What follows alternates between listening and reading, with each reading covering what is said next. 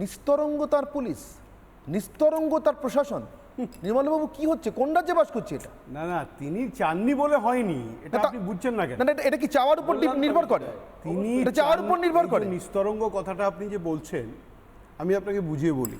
ওখানে লেখা আছে, আপনারা একটা জিনিস মিস করে যাচ্ছে, সাম push from behind. Some push বলতে অনেক রকম মানে হতে পারে, ভেবে দেখবেন।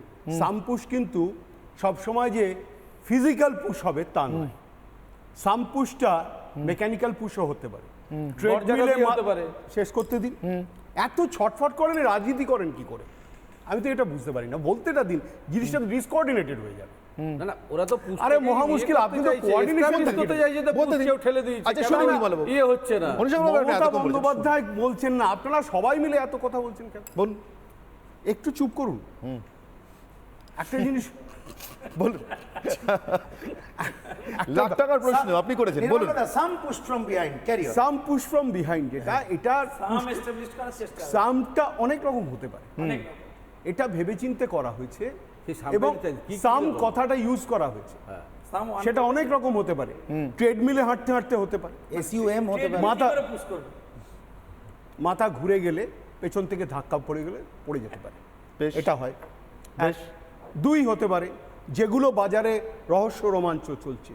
সাম পুশ মানে ধরুন দুই ভাই, সমীর বন্দ্যোপাধ্যায়, স্বপন বন্দ্যোপাধ্যায়, তারা সেখানে ছিলেন কিনা, যেটা বাজারে চলছে আমি আপনাকে বলছি, সেটা হচ্ছে দুজনের ঝগড়া হয়েছে, মমতা আটকাতে গিয়ে পড়ে গেছে, ধাক্কা খেয়ে গেছে, মুখ থুবড়ে পড়ে গেছে, এটা হতে পারে। সে তো কোনো একজনের কালকে বাড়িতে ক্ষমা চাইতে আসার কথা ছিল, কিন্তু আপনি আপরজন যাদের নাম বলছেন তিনি বলছেন আমি কালকে ছিলামই না বাড়ি। আচ্ছা, এইবার দেখুন, তাহলে এই গল্পটা আবার ডিসকাউন্টেড হয়ে যাচ্ছে। না এটা আমি একটা জিনিস যেটা বুঝছি, সেটা হচ্ছে একটা রহস্য তৈরি হয়েছে। না এইসব কি আপনি আমি ভেরিফাই করতে যাবো? হ্যাঁ, এটা কে ভেরিফাই করবে?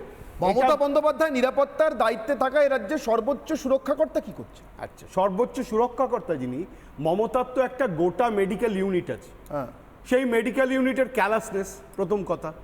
মমতা ইনজিওর্ড হচ্ছে, কোনো ফার্স্ট এড দেওয়া হচ্ছে না। অ্যাম্বুলেন্সটা কি করছিল বাড়ির সামনে যেটা? এবার আমি আপনাকে বলি, আপনার যদি একটু স্মৃতি যদি ফিরিয়ে দিই, মিসেস গান্ধী তখন প্রাইম মিনিস্টার, গুলি যখন খেয়েছিল কোনো মেডিকেল ইউনিট নিয়ে যায়নি, কেউ নিয়ে যায়নি।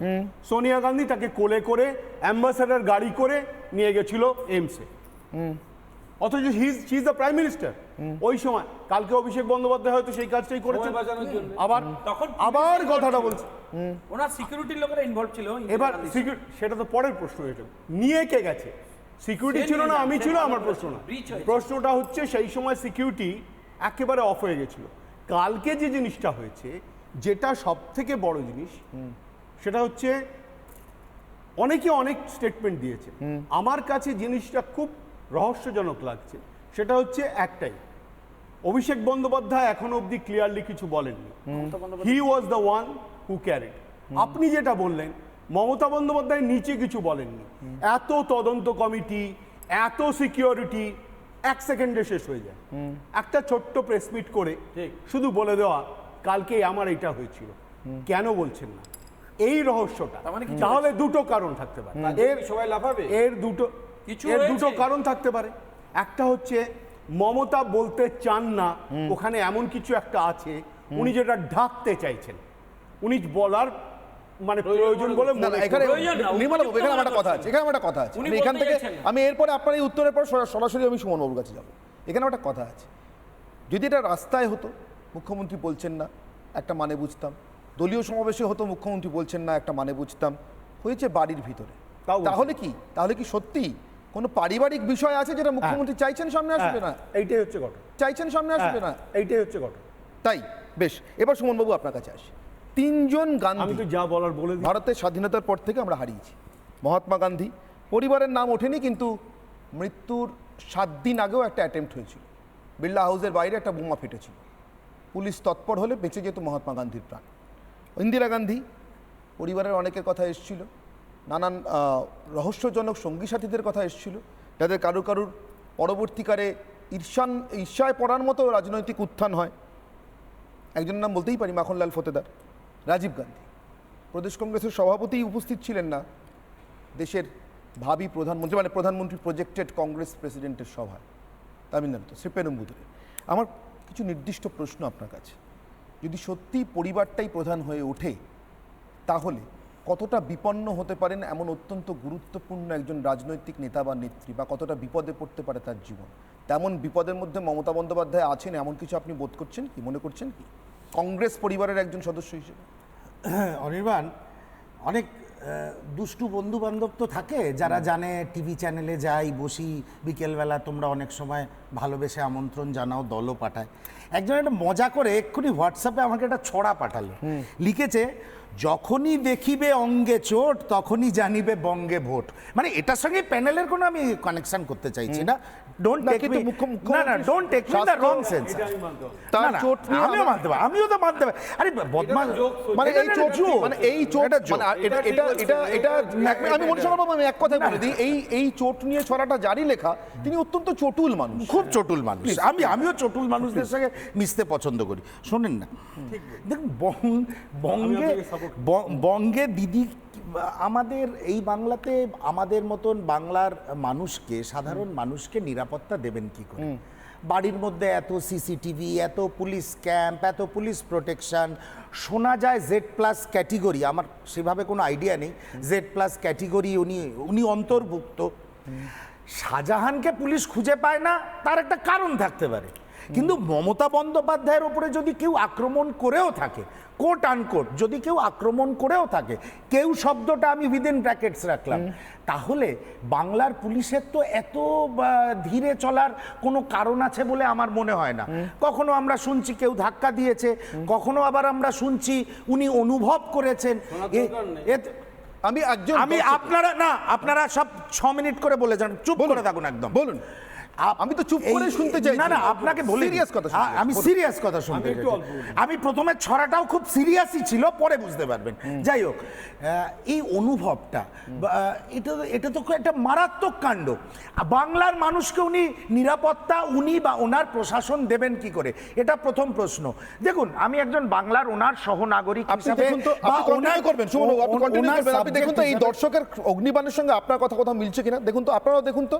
এক দর্শকের অগ্নিবাণ, জি মজুমদার, নামটা বলেননি, জি মজুমদার, অগ্নিবাণটা ভয়ঙ্কর। এমন ভালো প্রশ্ন আমার মাথাতেও আসেনি, কিন্তু ভাবতেই হবে। জি মজুমদার বাবু, আপনাকে অসংখ্য ধন্যবাদ আমার হাতে অস্ত্র তুলে দেওয়ার জন্য। মুখ্যমন্ত্রীকে সুরক্ষা দিতে ব্যর্থ কেন পুলিশ মন্ত্রী, জি মজুমদারের প্রশ্ন। আপনি কেমন কিছু ভাবছেন সুমন? সম্পূর্ণ ব্যর্থ, কিন্তু আমি এটা আবার মুখ্যমন্ত্রীকে সুরক্ষা দিতে ব্যর্থ পুলিশ মন্ত্রী না, আমি এটা অবশ্যই ব্যর্থ। আমি যদি সাদা চোখে দেখি বিষয়টা, অবশ্যই পুলিশ ব্যর্থ। কিন্তু আবার তো এই প্রশ্নটাও আমি করতে চাই, আমি আবারও বলছি, দুষ্কৃতীদের খুঁজে বার করতে পুলিশের বিফলতা সর্বজন বিদিত বাংলায়, কিন্তু মুখ্যমন্ত্রীর ক্ষেত্রে সেটা হবে কেন? ওই ক্ষেত্রে অনেক কারণ থাকতে পারে, তার সঙ্গে শাসক দল জড়িয়ে থাকতে পারে, কিন্তু মুখ্যমন্ত্রীর ফিজিক্যাল সেফটি বাংলার পুলিশ দিতে পারছে না, এটা খুব লজ্জার কথা। 1, 2 নম্বর হচ্ছে, বাংলার একজন ওনার সাবজেক্ট হিসাবে বা একজন সহ নাগরিক হিসাবে আমি ওনার দ্রুত সুস্থতা কামনা করি।